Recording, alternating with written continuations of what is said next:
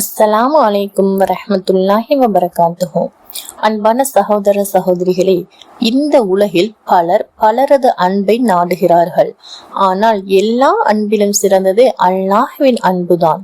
அல்லாஹ்வின் அன்பு என்பது அல்லாஹுடைய இரக்கம், பாதுகாப்பு, வழிகாட்டுதல் ஆகியவற்றை நம்மில் வெளிப்படுத்துவதாகும். அல்லாஹ் ஒருவரை நேசித்தால் அந்த மனிதனின் இதயம் அமைதியாகும். ரசூல் ஸல்லல்லாஹு அலைஹி வஸல்லம் அவர்கள் கூறினார்கள், அல்லாஹ் ஒருவரை நேசித்தால் ஜிப்ரீல் அலைஹிவஸல்லம் அவர்களிடம் கூறுவான், நான் இந்த அடியாரை நேசிக்கிறேன், நீயும் அவனை நேசி என்று. ஆதாரம் புகாரி. அல்லாஹ்வின் அன்பை பெறுவதற்கு முதல் வழி தக்வா. அல்லாஹ் சுப்ஹானஹு வ தஆலா திருக்குர்ஆனில் சூரா ஆல இம்ரானில் கூறுகிறான், நிச்சயமாக அல்லாஹ் தக்வா உடையவர்களை நேசிக்கிறான். அதாவது நம் இதயத்தில் அல்லாஹ்வின் பயம் மற்றும் அல்லாஹுடைய மகிழ்ச்சிக்காக மட்டுமே செயல்களை செய்வது. அல்லாஹ் சுப்ஹானஹு வ தஆலா சூரா ஆல இம்ரானில் கூறுகிறான், அல்லாஹ் பொறுமை உடையவர்களை நேசிக்கிறான் என்று. நம்மை சோதிக்கும் நேரங்களில் நம்பிக்கையுடன் தாங்கும் மனம், இது அல்லாஹ்வின் அன்பை ஈர்க்கும் அழகான வழியாகும். நபி ஸல்லல்லாஹு அலைஹி வஸல்லம் அவர்கள் கூறினார்கள், அல்லாஹ் மிகுந்த அன்பு கொண்டவன், நற்காரியங்களை நேசிப்பவன்.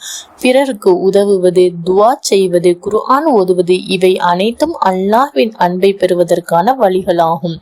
அல்லாஹ் சுப்ஹானஹு வ தஆலா சூரா ஆல இம்ரானில், நீங்கள் என்னை நேசிக்க விரும்பினால் என்னுடைய தூதரை பின்பற்றுங்கள் என்று கூறுகிறான். அப்போதுதான் அல்லாஹ் உங்களை நேசிப்பான். அதாவது ரசூல் ஸல்லல்லாஹு அலைஹி வஸல்லம் அவர்களின் வழியில் நடந்தால்தான் அல்லாஹ்வின் அன்பு நமக்கு கிடைக்கும்.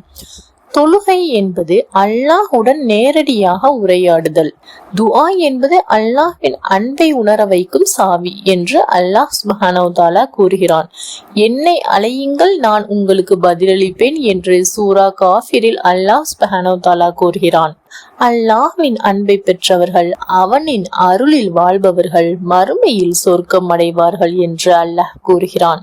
சொர்க்கம் அடைவார்கள். சூரா அல் பைனாவில் அல்லாஹ் சுப்ஹானஹு வ தஆலா கூறுகிறான், அல்லாஹ் அவர்களிடம் திருப்தி அடைந்தான், அவர்கள் அல்லாஹ்விடம் திருப்தி அடைந்தார்கள் என்று. அல்லாஹ் சுப்ஹானஹு வ தஆலா அல்லாஹ் நேசித்தவர்களின் வரிசையில் நம் அனைவரையும் சேர்த்தருள்வானாக. அல்லாஹ் நேசிக்குமாறு நாம் நடந்து கொள்ள வழிகாட்டுவானாக.